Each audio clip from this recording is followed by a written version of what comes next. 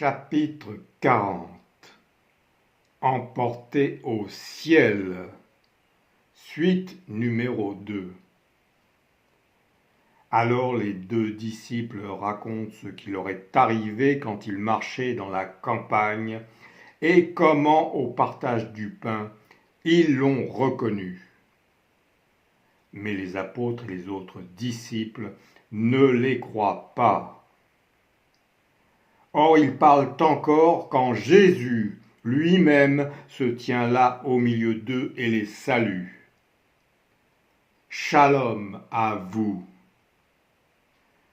Le voyant apparaître ainsi, tous sont saisis de crainte et terrifiés, croyant voir un souffle.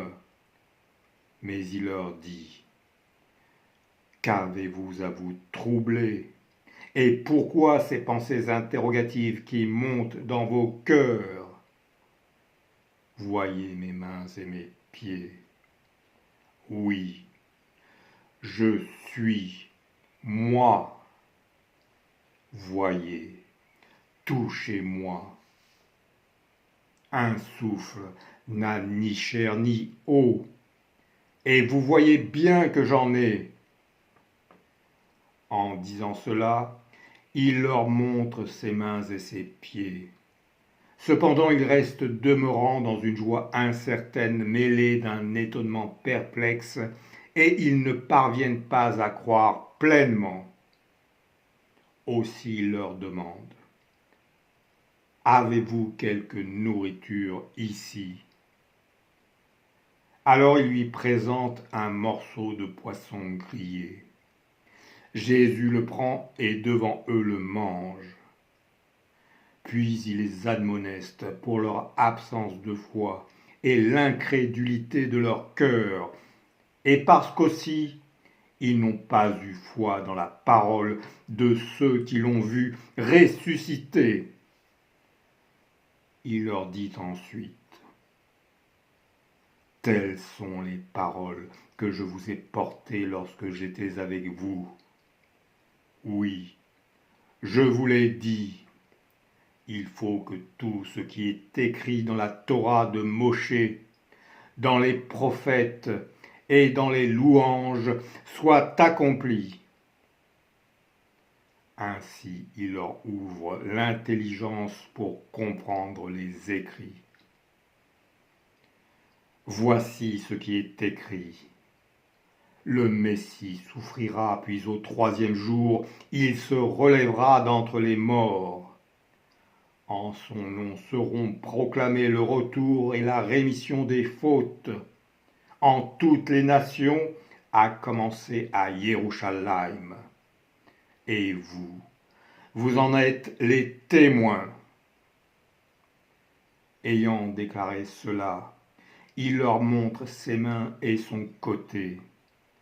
Et à ce moment, les disciples sont remplis de la plénitude de la joie de regarder à nouveau le Seigneur. De nouveau, il les salue. Shalom. Comme le Père m'a envoyé, moi aussi, je vous envoie. Et en disant cela, il souffle sur eux. Recevez un souffle saint. Ceux à qui vous remettrez les fautes, elles leur seront remises. Ceux à qui vous les retiendrez, elles leur seront retenues.